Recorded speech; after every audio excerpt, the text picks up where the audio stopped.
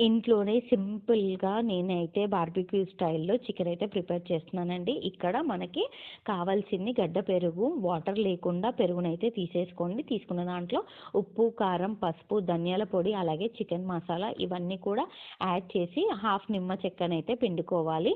ఇందులోకి ఒక spoon ginger garlic paste and 1 tablespoon oil అయితే యాడ్ చేసి మంచిగా మ్యాగ్నేట్ చేసేయడానికి అంతా మసాలాని ప్రిపేర్ చేసి పక్కన పెట్టుకొని చికెన్ని నీట్గా వాష్ చేసుకొని ఫైనల్గా ఉప్పు ఇంకా నిమ్మరసం కూడా వేసి చికెన్ అంతా కూడా నీట్గా వాష్ చేసి నేను ఇక్కడ బోన్ అండ్ బోన్లెస్ రెండు కూడా యూస్ చేస్తున్నానండి.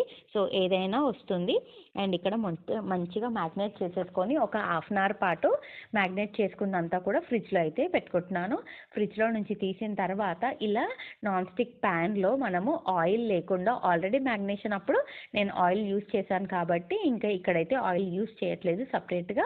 ఇది ఇలా నాన్ స్టిక్ ప్యాన్లో వేసేసి ఒక 8 మినిట్స్ తర్వాత మీడియం ఫ్లేమ్లో చేస్తూ ఉంటే కనుక మనకి వాటర్ అంతా ఎవాపరేట్ అయిపోయి ఇలా డ్రైగా అవుతూ ఉంటుంది.